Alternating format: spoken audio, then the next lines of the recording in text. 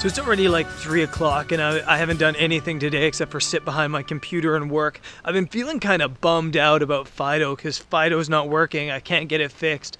I'm trying to find solutions, been on the phone all morning trying to find somebody that can fix it and somebody that speaks English here in Turkey. And it's a challenge. It's a challenge that I face quite often, you know, out in the world. Things go wrong and you got to get them fixed. They don't always go as planned. And beyond that, you kind of build like this personal relationship with a piece of electronics, as strange and silly as that might sound. You give them names, you start calling it him instead of it, and you know, it just starts to feel like more than just a piece of plastic and metal. And the same thing happened to me back in Africa with my scooter, Anne Murray. And when things would go wrong, when I would crash and Anne Murray would get broken, it would be like the same as here with Fido. I kind of half expected to wake up this morning and Fido to have healed himself like we do overnight when we have injuries or we get sick or things like that. But it just doesn't work like that with metal, and that kind of sucks. Anyways, it's already 3. I'm gonna get some food and then I have to go check out these Olympos Ruins. And I shouldn't say I have to, I get to go check out these Olympos Ruins. I just don't have Fido to fly with me there.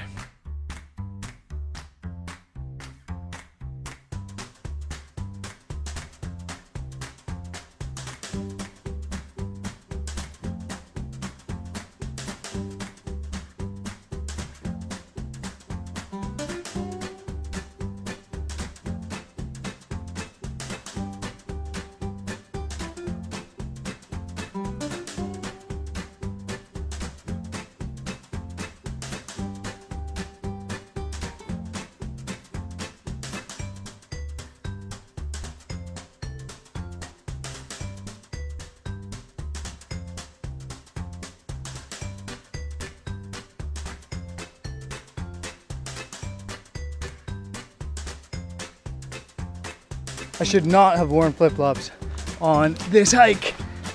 Deadly on the feet, deadly.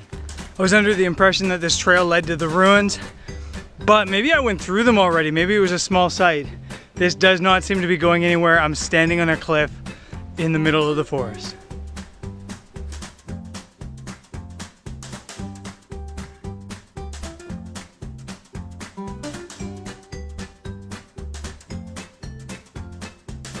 The ruins here at Olympos were kind of so-so, to be honest. They weren't as impressive as the ones I'd seen the past couple of days. I was really hoping to find somewhere I could shoot some star photography tonight, since I really haven't been shooting enough photos lately in this country. But didn't really find that. I've been asked a lot on this channel to do a question and answer or an ask me anything. So I think I'm gonna do that right now since I got some free time and this episode's a little bit short without Fido today. Question number 1.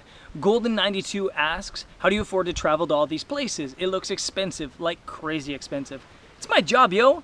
I don't know how many times I get asked that on a weekly basis, just constantly. I get paid to travel. I get paid to travel. That's freaking cool. Actually, I don't get paid to travel. I get paid for the photos and the video I take while travel. I get paid for the stories I write while travel. So travel is my conduit to making an income. That's the short story. If you want the long story about how I make an income, there's a link below to an article in Petapixel I wrote a while ago called How I Make Money as a Travel Photographer in 2015. And it's a year old and the numbers are off now, but the idea behind it's the same. So go and check that article out if you want to find out more about how I make my living. Mr. Tata98, I was wondering whether it is worth it to buy a drone for photographers like you. Is it going to pay for itself? Will you sell footage from it? Or is it just for YouTube? I bought Fido before I put him on YouTube and really didn't know if I was going to use him for YouTube. I bought Fido because I wanted another tool for my repertoire of earning an income. Fido cost 600 euros when I bought him. You can buy him in the States right now for like 450 US bucks. And drone footage, beautiful, well-captured drone footage in a stock or a direct sale is going to sell you between $50 to $200 for a 30-second clip. So that's a pretty good rate. If you can sell 3 or 4 clips, up to 10 clips, you're already making back your money. I have a client already that's looking for footage and photos from the sky, so it's already paid for itself, and it'll continue to be a great tool, a great asset for my photography as long as I stop crashing it. GG Freestyle asks, I have not seen you watermark. What do you think about that? Do you need one?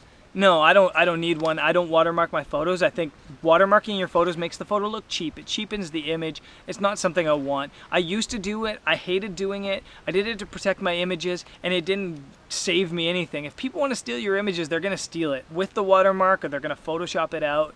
I don't think it's a big deal to not put a watermark on, especially online. The image quality that we're putting online is so low that it's really hard to steal that image. So I'm not overly concerned about it. That being said, if you do steal my image and you use it for commercial purposes, I'm going to sue you, and I'm going to send you a big old bill, and I'm going to be happy when you pay it because you're breaking the law, so don't steal my photos. Last question is from Dieter. How do you decide where to go next? That's a pretty simple question with a kind of complex answer. For me, it's a balance between where I can earn money and where I want to go.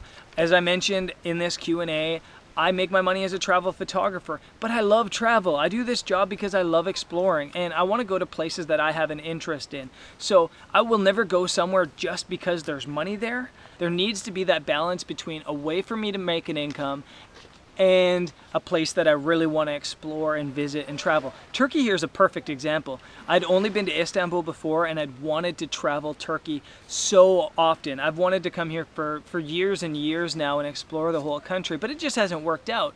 Then I had a client say that they wanted some imagery from here in Turkey, and it just worked out. It was the perfect mix between, you know, having a travel adventure and maybe making some income along the way. So Turkey's a great example for how I choose my destinations. Anyways, guys, that's it for my Ask Me Anything. If you like this segment of the show, I can do it weekly. Let me know in the comments. And if you do have questions that you want to ask me, ask them in the comments below. And if I decide to do the segment again, I'll answer your questions there. It's sunset now, and this is my sunset setup today. I've got a boring sky. It's completely flat, blue skies. Great for life, terrible for photographers, as we say. And when you have these kind of skies, sometimes the only way to make it work is to get a little bit artsy, get a little bit creative, maybe even flip things to black and white. So what I've got set up here is a 10-stop ND filter. That's a Lee filter, 10 stops. And then I've got a 3-stop soft grad ND filter as well to even the sky and hold in some of that atmosphere. And I'm shooting 60-second exposures at f9. And we'll see how these turn out.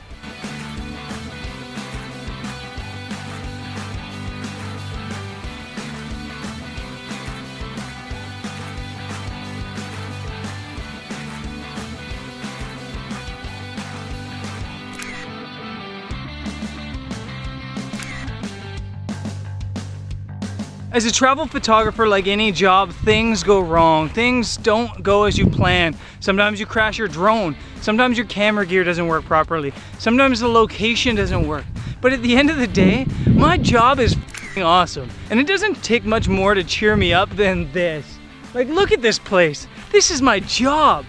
I'm here wandering down a beach all to myself in Turkey at sunset with these beautiful mountains, a calm ocean, and that's f***ing ridiculous to me. Anytime I complain about my job, I almost feel like a brat because it is so special. My life is just so special. It really is. There's no other way to explain it. I couldn't be happier, smash drone or not. Tomorrow, we're gonna find out if we can get Fido fixed. And if not, I still live this life. This is amazing. I will catch you guys tomorrow. And now I'm gonna do my best not to crash Fido into these ruins, not like yesterday.